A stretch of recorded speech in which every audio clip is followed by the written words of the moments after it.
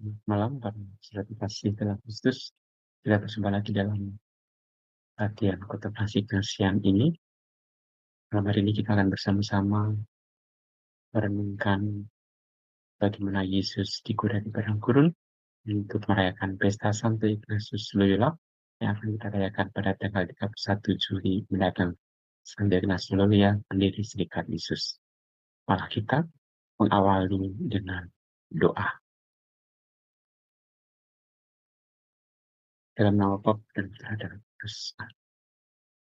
Allah Bapa yang baik, kami bersyukur kepadamu karena Engkau terus mempertemukan kami kembali dari dalam latihan kontemplasi kasihan ini. Kami memberkatmu agar kami bisa berlatih dengan baik dan kami pun bisa menggali karisma Santo Ignatius Loyola untuk kehidupan kami sehari-hari. Semua Tuhan kami ucapkan padamu dengan nama Kristus Tuhan kami. Amin. Nah, pertama malah kita bersama melihat sejenak mengenai kisah perjalanan panggilan Santo Ignatius Loyola.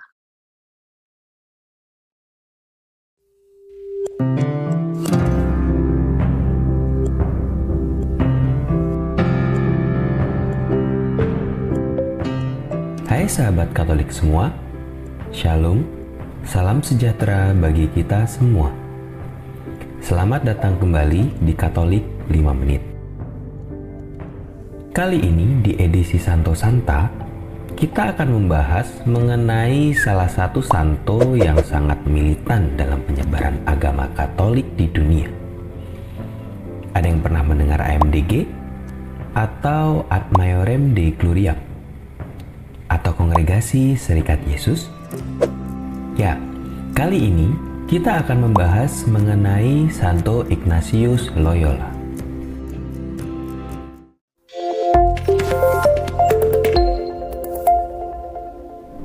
Ignacio Lopez de Loyola, atau yang kita kenal sebagai Santo Ignatius de Loyola, adalah pendiri dari Serikat Yesus.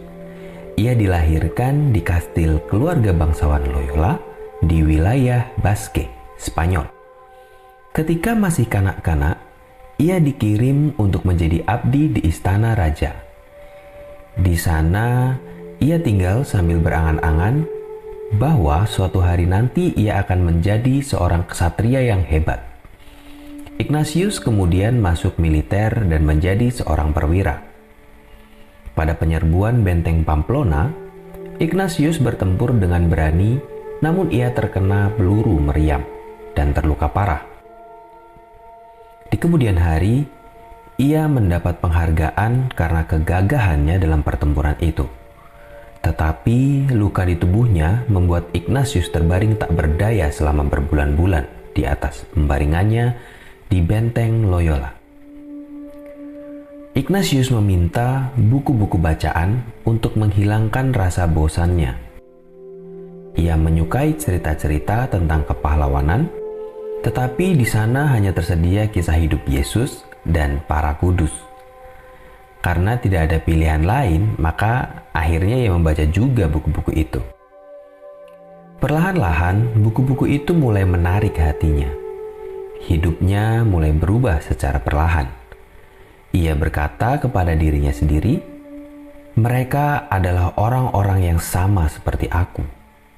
Jadi, mengapa aku tidak bisa melakukan seperti apa yang telah mereka lakukan?" Semua kemuliaan dan kehormatan yang sebelumnya sangat ia dambakan, tampak tak berarti lagi baginya sekarang. Ia mulai meneladani para kudus dalam doa, silih, dan perbuatan-perbuatan baik. Setelah sembuh, Ignatius mengunjungi sebuah biara, di mana ia menanggalkan jubah militernya dan mempersembahkannya kepada lukisan Sang Perawan Maria. Ia kemudian pergi ke kota Catalunya dan selama beberapa bulan tinggal di sebuah gua di dekat kota itu, di mana ia berbenung dengan sangat keras. Ignatius juga mengalami beberapa penampakan di tengah-tengah hari selama di rumah sakit. Penampakan-penampakan yang terjadi berulang kali ini tampil sebagai suatu wujud yang mengambang di udara yang berada di dekatnya, dan wujud ini memberinya rasa ketenangan yang amat dalam. Karena wujud itu sangatlah indah. Ignatius lalu berziarah ke tanah suci dan ia bertekad untuk mentobatkan orang-orang yang belum mengenal Yesus di sana. Namun ia tidak diperkenankan. Lalu ia pulang dan mulai belajar untuk mempersiapkan dirinya berkarya bagi nama Yesus. Mula-mula ia belajar bahasa Latin bersama anak-anak sekolah dasar di Barcelona sampai kemudian meraih gelar sarjana di Universitas Paris. Sejak masih kuliah, Ignatius sering memberikan bimbingan rohani kepada teman-temannya.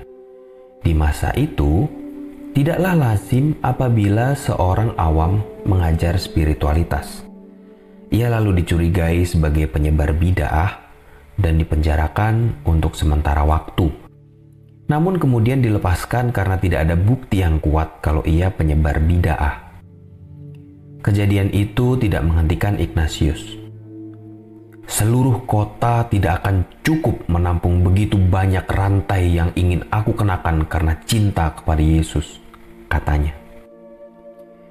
Di Paris, Ignatius mengajak 7 mahasiswa, 2 diantaranya adalah Santo Franciscus Xaverius dan Santo Petrus Faber, untuk bersatu mengadakan ikatan. Mereka berjanji setia dan sepakat untuk menyebarkan Injil kepada mereka yang belum mengenal Kristus. Kelompok mereka ini kemudian menghadap Paus Paulus ketiga dan menawarkan diri untuk menjalankan tugas apa saja. Bapak Suci yang melihat semangat kerasulan mereka dan pendidikan mereka yang tinggi akhirnya mengabulkan keinginan Ignatius dan kelompoknya. Bahkan lebih jauh lagi, Bapak Suci mentahbiskan mereka menjadi imam dan ikatan persaudaraan mereka dikokohkan menjadi serikat rohaniwan. Serikat ini kemudian dinamakan Serikat Yesus dan mendasarkan diri pada 3 kaul, yaitu kaul kemiskinan, ketaatan, dan kemurnian. Ditambah lagi dengan 1 kaul khusus, yaitu kesigapan untuk melaksanakan perintah tahta suci kapan saja dan di mana saja. Selama 15 tahun sejak persetujuan Paus, Ignatius memimpin Serikat Yesus dari Roma. Ia menyaksikan perkembangan serikatnya berawal dari 10 orang sampai menjadi lebih dari 1.000 orang. Para imam Serikat Yesus yang kerap disebut Yesuit berkarya dari Eropa, Asia, sampai ke benua baru Amerika. Saat ini para Yesuit memiliki lebih dari 500 universitas dan perguruan tinggi, 30.000 anggota, dan mengajar lebih dari 200.000 siswa setiap tahunnya. Seringkali Ignatius berdoa, "Berilah aku hanya cinta dan rahmat-Mu ya Tuhan. Dengan itu, aku sudah menjadi kaya dan aku tidak mengharapkan apa-apa lagi." Doa tersebut dikenal dengan doa penyerahan atau susipe. Begini isinya. Ambillah Tuhan dan terimalah seluruh kebebasanku, ingatanku, pikiranku, dan segenap kehendakku, segala kepunyaan dan milikku. Engkaulah yang memberikan. Padamu Tuhan, aku kembalikan. Semuanya milik-Mu. Pergunakanlah sekehendak-Mu. Berilah aku cinta dan rahmat-Mu. Cukup sudah itu bagiku. Amin. Santo Ignatius wafat di Roma pada tanggal 31 Juli 1556. Ia dinyatakan kudus pada tahun 1622 oleh Paus Gregorius ke-15. Sekian cerita singkat mengenai Santo Ignatius Loyola dalam Katolik 5 menit. Demikianlah kisah panggilan Santo Ignatius Loyola yang telah dipanggil Tuhan untuk mewartakan kabar gembira. Nah, sekarang kita lanjutkan dengan latihan kontemplasi kita. Kita mulai dengan pembacaan dari Injil Matius tentang pencobaan di padang gurun. Maka Yesus dibawa oleh Roh ke padang gurun untuk dicoba iblis, dan setelah berpuasa 40 hari dan 40 malam, akhirnya laparlah Yesus. Lalu datanglah si pencoba itu dan berkata kepadanya, "Jika engkau anak Allah, perintahkan supaya batu-batu ini menjadi roti." Tetapi Yesus menjawab, "Ada tertulis, anak manusia hidup bukan dari roti saja, tetapi dari setiap firman yang keluar dari mulut Allah." Kemudian iblis membawanya ke kota suci dan menempatkan dia di kurungan baik Allah. Lalu berkata kepadanya, "Jika engkau anak Allah, jatuhkanlah dirimu ke bawah, sebab ada tertulis,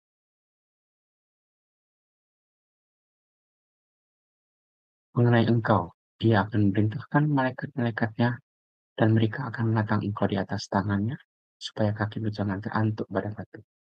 Yesus berkata kepadanya, "Ada pula tertulis, janganlah engkau mencobai Tuhan Allahmu." Dan iblis membawanya pula ke atas gunung yang sangat tinggi, dan memperlihatkan kepadanya semua kerajaan dunia dengan kemegahannya, dan berkata kepadanya, "Semua itu akan kuberikan kepadamu, jika engkau sujud menyembah aku." Maka berkatalah Yesus padanya, "Menyahlah, iblis, sebab pada tertulis, engkau harus menyembah Tuhan Allahmu, dan hanya kepada Dia sajalah engkau berbakti." Lalu iblis meninggalkan dia, dan biarlah malaikat-malaikat datang untuk melayani Yesus. Nah, sekarang kita lihat video.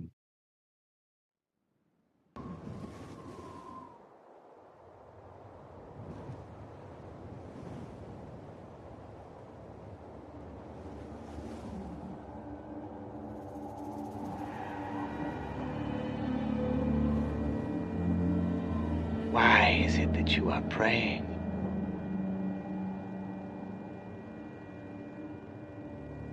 You look very hungry. If you truly are the Son of God, turn this stone to bread. Satisfy your desires. It is written, man shall not live by bread alone, but by every word that proceeds from the mouth of God.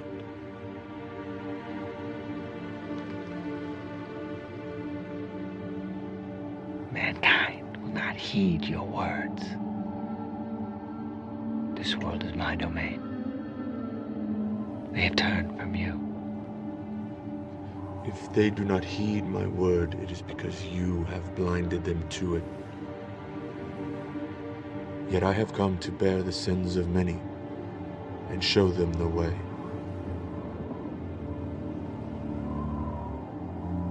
Well, Jesus, let me see how you trust in the Almighty Word.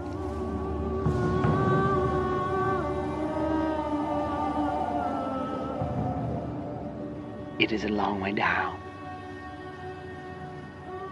If you are the Son of God, throw yourself off of here.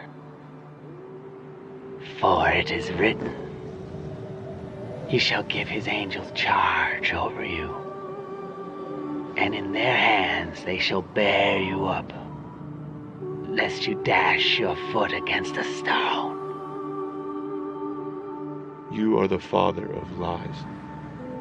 You do not stand in truth because there is no truth in you. Your craftiness has been known since the beginning, when in the garden with a forked tongue you twisted my Father's words to deceive man. You conduct that same practice now. Again, it is written, you shall not tempt the Lord your God.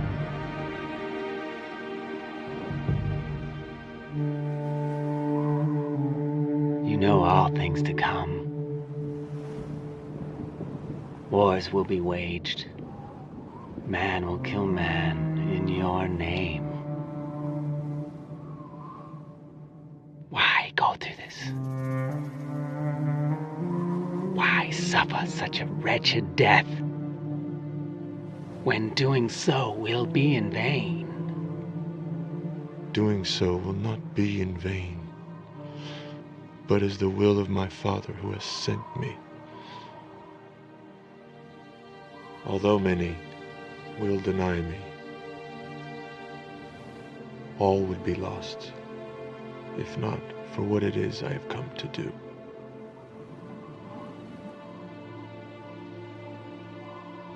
You are the Son of God. Yet you walk the earth as a carpenter. Too low is such a place for the Creator of all things.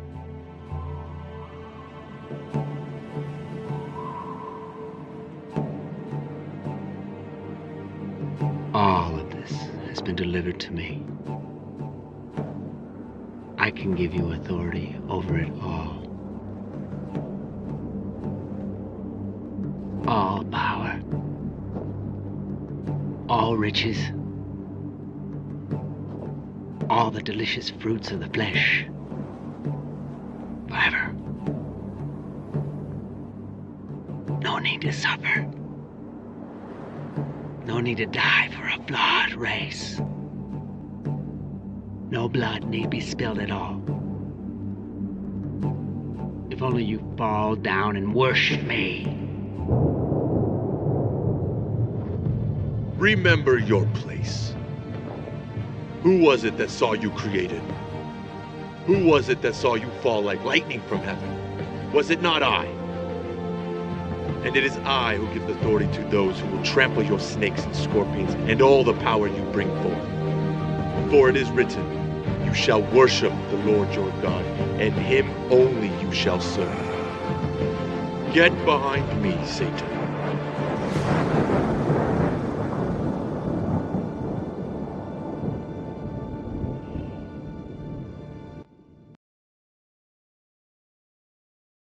Kita sekarang akan masuk dalam penjelasan mengapa kita menggunakan pencobaan Yesus padang gurun untuk memperingati Santo Ignatius Loyola, karena Santo Ignatius Loyola itu sangat terkenal dengan karisma pembedaan roh. Nah, pembedaan roh itu adalah seperti pengalaman Yesus ketika digoda setan. Yesus mampu untuk mengatasi segala godaan setan. Kita dalam hidup ini pun juga diajak untuk selalu bisa membedakan roh dan bisa memilih yang baik dan menghindari yang jahat, mengikuti roh baik dan menolak godaan setan. Seperti biasa, materi motivasi kita mulai dengan doa persiapan, lalu pendahuluan, pokok renungan, kemudian percakapan dengan Yesus. Pendahuluan yang pertama kita mengingat cerita yang kita akan pastikan, yaitu pencobaan Yesus di padang gurun dengan 3 macam godaan. Kemudian pendahuluan yang kedua kita bayangkan tempat di mana aman, yaitu melihat tempat Kristus Tuhan kita dibaptis. Lalu juga di padang gurun di mana ia berpuasa yang akhirnya dijumpai oleh iblis. Lalu pendahuluan yang ketiga kita merahmat yang kita kehendaki, yaitu rahmat agar kita bisa meneladani Kristus Tuhan kita yang dapat mengatasi cobaan iblis, agar supaya kita juga mampu mengatasi cobaan hidup, lebih mencintai dan mengikuti Yesus dengan sepenuh hati. Lalu perenungan yang pertama, setelah dibaptis, Yesus pergi ke padang gurun, berpuasa 40 hari 40 malam. Lalu kita refleksikan, kita ambil buah rohaninya, bagaimana Yesus mampu tekun setia di dalam menjalankan puasanya. Kita pun juga perlu menjalankan puasa dalam hidup kita, puasa untuk tidak melakukan yang jahat. Pokok renungan yang kedua, Yesus digoda oleh setan 3 kali. Sampai mendekatinya, setan berkata, "Bilang kau putra Allah, berkatalah, agar batu-batu ini berubah menjadi roti." Yaitu kanan dirimu ke bawah. Lalu yang ketiga, semua yang kau lihat akan diberikan pada pihak kau, akan dirimu ke tanah menyembah. Yesus mau mengatasinya. Kita refleksikan, kita ambil buah rohaninya. Dalam hidup kita pun juga mempunyai godaan-godaan tertentu yang merupakan kelemahan kita. Nah, kita perlu juga seperti Yesus selalu mengatasi semua godaan yang ada. Lalu pokok renungan yang ketiga, malaikat-malaikat datang untuk melayani Yesus.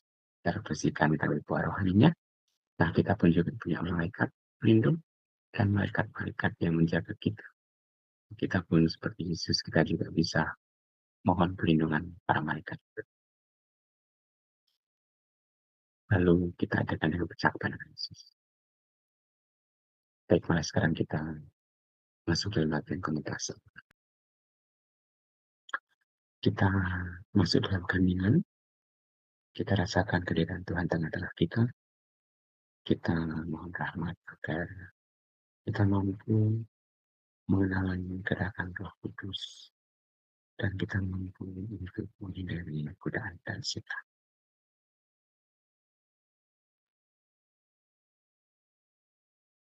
Kita masuk dalam keheningan melalui mendengarkan suara-suara sekitar, atau merasakan perasaan tubuh, ataupun merasakan nafas kita.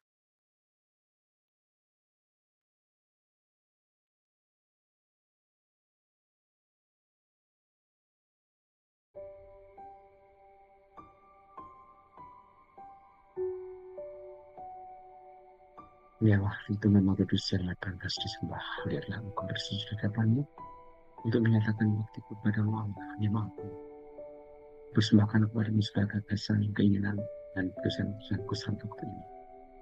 Tidak pantas selakunya Tuhanku menerima terang dan pertolongan baru. Karena aku telah menyerah benar-benar kurang berang. Tapi aku datang padamu menyerah bulan seperti pada seorang ayah yang maha baik dan maha rahim. Dan demikian saja saya Yesus Kristus menebus penjelasan korban mati padaku, serta sekalian orang kudus pelindungku. Aku mohon supaya engkau menganugerahkan rahmat-Mu agar aku dapat mencari dengan sepenuh hati, dengan rendah hati dan setia berita kecuali.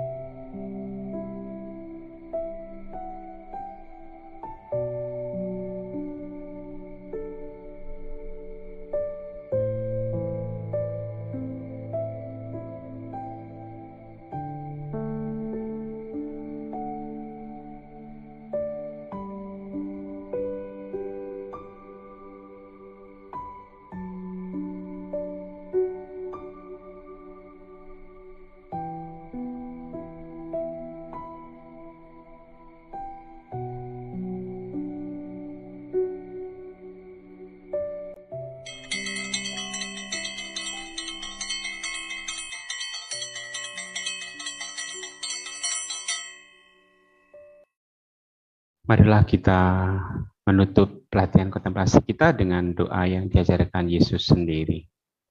Bapa kami yang ada di surga, dimuliakanlah namamu, datanglah kerajaanmu, jadilah kehendakmu di atas bumi seperti di dalam surga. Berilah kami rezeki pada hari ini, dan ampunilah kesalahan kami, seperti kami pun mengampuni yang bersalah kepada kami. Dan janganlah masukkan kami ke dalam pencobaan, tetapi bebaskanlah kami dari yang jahat. Amin. Bagaimana latihan kita kali ini? Semoga kita semua bisa mengikuti teladan Santo Ignatius Loyola yang senantiasa mampu untuk membedakan roh, selalu mengikuti roh baik dan menghindari yang jahat. Nah, sekarang kita akan melihat peringatan-peringatan pada bulan Juli ini.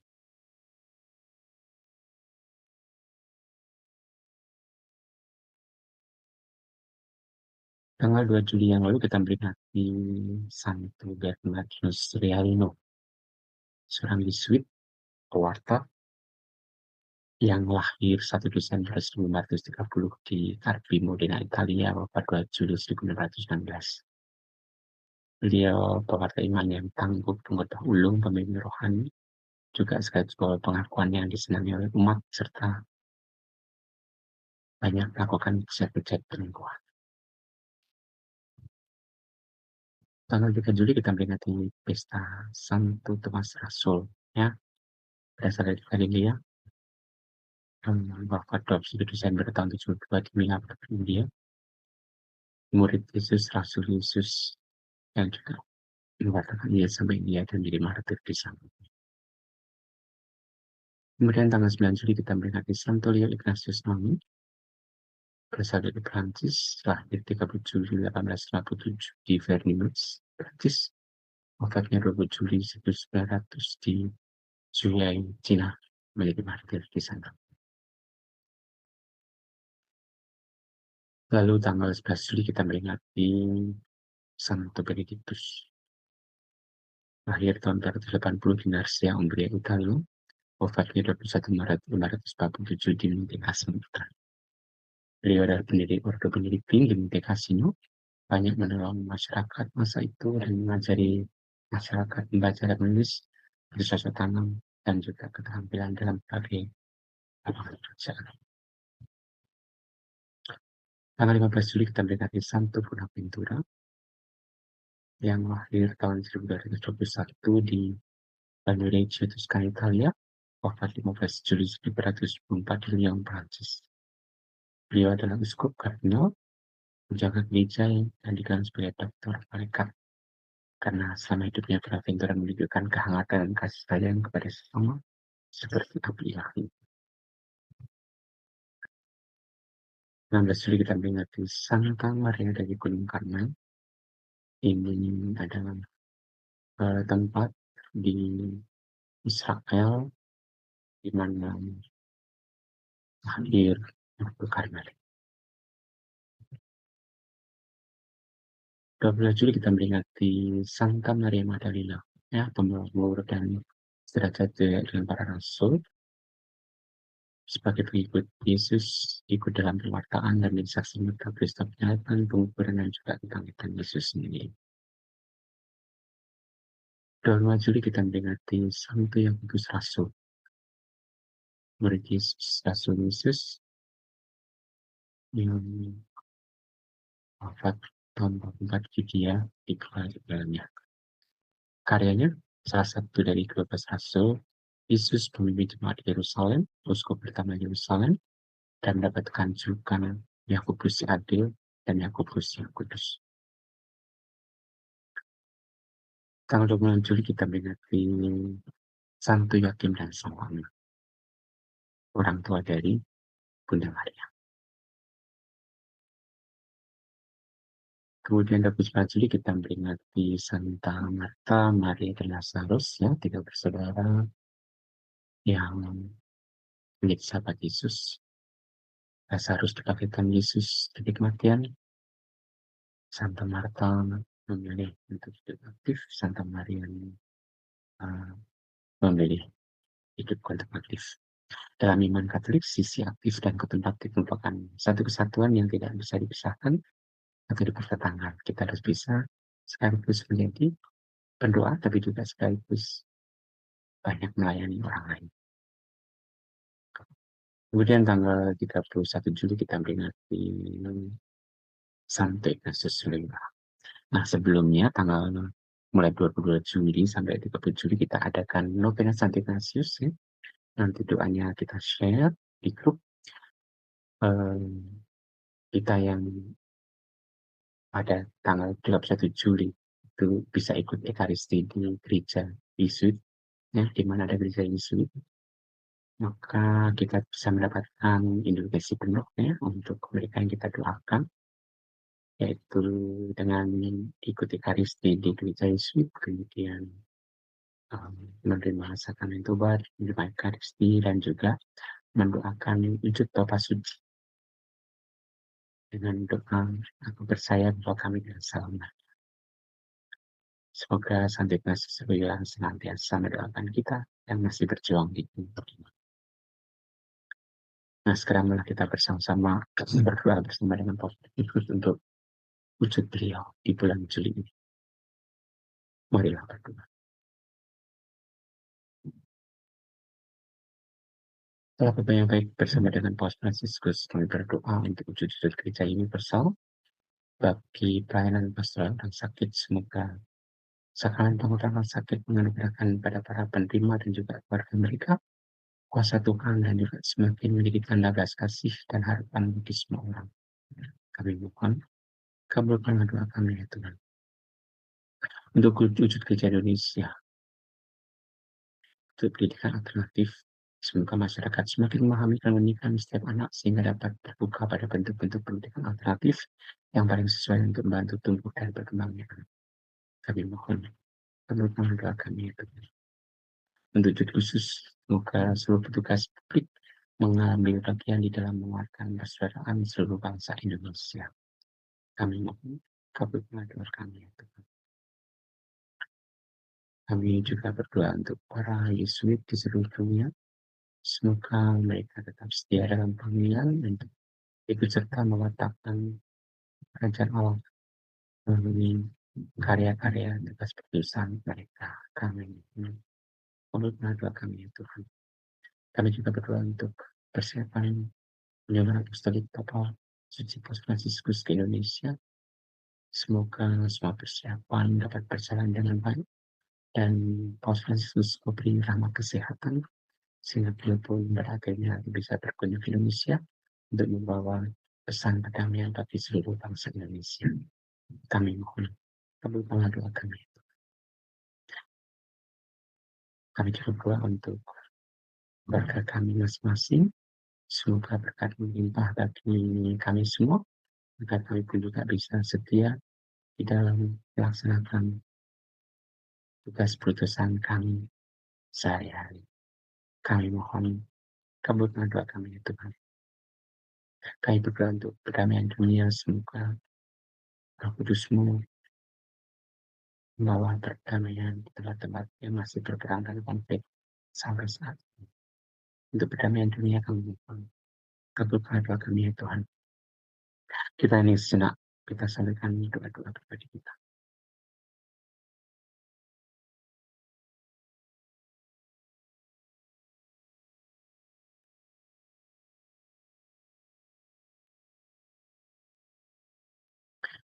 Demikianlah yang lupa doa-doa yang tunjukkan kepadamu dengan pengataraan Kristus Tuhan dan Juru Selamat kami. Amin. Nah, para saudara kasih dalam Kristus, demikianlah latihan kontemplasi kita. Sekarang kita mulai berkat Tuhan. Tuhan bersamamu dan bersamamu. Semoga kita semuanya, seluruh keluarga dan juga mereka semuanya mendoakan dan juga usaha kita selanjutnya berkat berkat dari Yang Maha Kuasa, Bapa dan Putra dan Roh Kudus. Amin. Terima kasih atas kehadiran Anda semuanya. Semoga kita selalu sehat dan kita bisa tekun berlatih kontemplasi Ignatian supaya hidup kita semakin sesuai dengan kehendak Tuhan sendiri. Terima kasih. Salam. Selamat malam. Berkah Tuhan.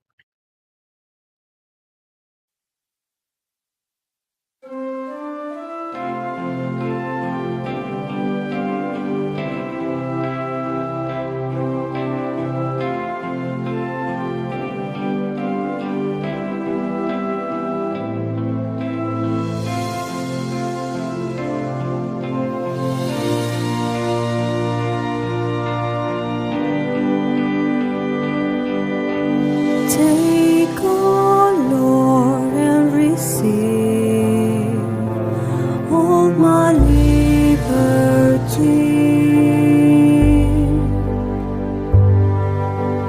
Take, O Lord, and receive my memory, my understanding, my entire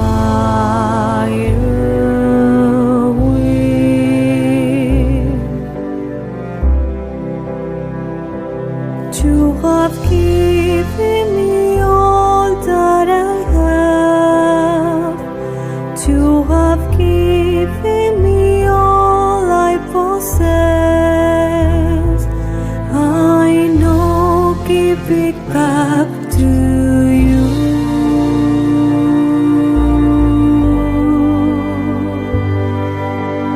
Toma, Señor, y recibid toda mi libertad,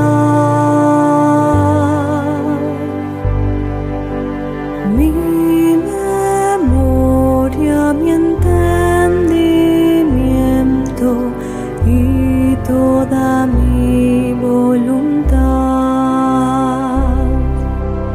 Give me only your love y tu gracia, Señor, and is enough for me.